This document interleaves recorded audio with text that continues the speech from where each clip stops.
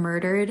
That new Asian hate bill is deceptive because all it does is empower the police. But they packaged it under Stop Asian Hate so these politicians can act like they did something when they don't really care. The same day 6 Asian women were murdered, Biden deported 33 Vietnamese war refugees, violating international law. This was also on the My Lai massacre anniversary, where American soldiers had brutally massacred Vietnamese women, children, and elderly. The US empire is so horrific, the only way you can maintain public support for these atrocities is by painting Asians as enemies of the state. So only until the US stops militarizing in Asia and spewing lies to manufacture support for wars will the violence stop. But neoliberalism lets politicians pretend like they're good people, all while committing militaristic violence overseas and mirroring that same violence at home by militarizing the police departments in Black and brown communities. That new Asian hate bill is deceptive because all it does is empower the police.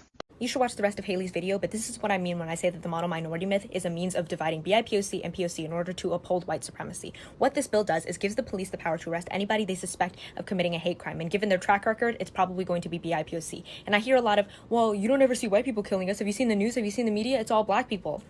For a reason. I have never seen white perpetrators being plastered across the news the same way that the villainization of BIPOC is. The police are not equipped to protect us. While responding to a mental health crisis for 19-year-old Christian Hall, they ended up killing him.